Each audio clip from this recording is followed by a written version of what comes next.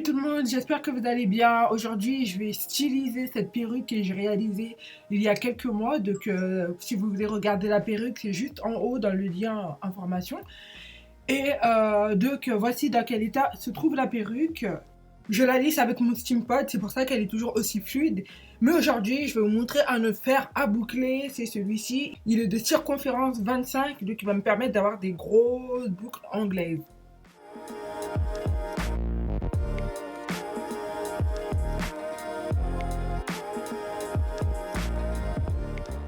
Donc, je sépare les cheveux par section et je boucle. J'ai mis le fer à 200 pour que ça aille vite. Bien entendu, ça boucle pas aussi vite. J'ai coupé au montage parce que sinon vous allez vous ennuyer. Mais si vous n'avez pas envie de vous ennuyer pendant que vous faites les boucles, vous pouvez faire comme moi.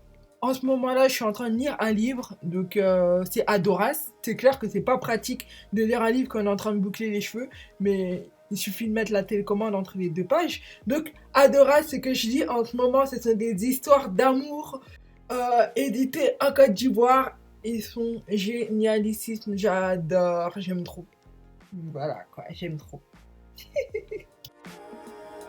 Revenons à mes boucles. Quand j'ai terminé ma rangée, je mets de la laque Got To Be pour bien fixer les boucles, pour éviter qu'elles se débouclent, bien sûr. Et ensuite, je continue.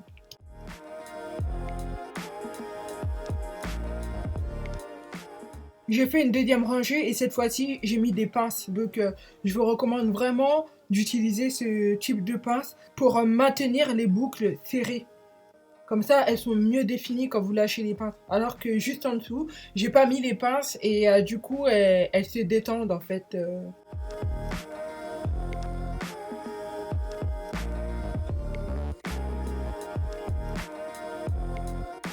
Si malheureusement vous n'avez pas de pince, vous pouvez utiliser des épingles plates comme ça de ce type.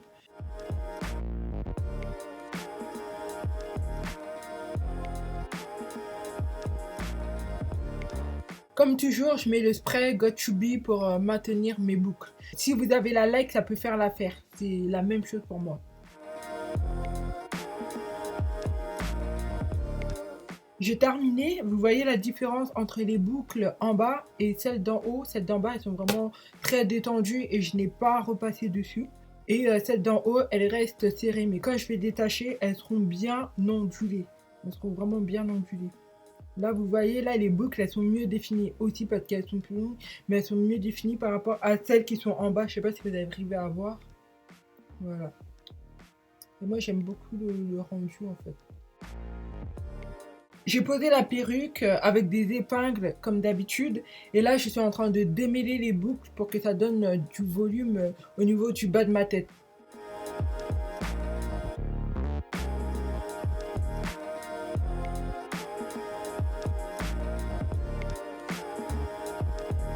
J'aime beaucoup le rendu, j'avais envie de changer un peu le modèle de la perruque, mais c'est sûr que je vais relisser pour que ça devienne comme avant.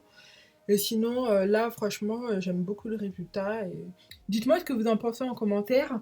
Est-ce que vous bouclez souvent vos cheveux et quel type de fer vous utilisez en fait? Ce fer, je l'ai pris sur Amazon, je trouve qu'il est relativement de bonne qualité et il est pas cher du tout.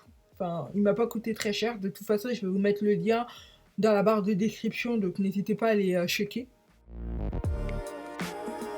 Je vous montre ce que ça donne derrière. J'aime trop, ça fait un volume charismatique quoi.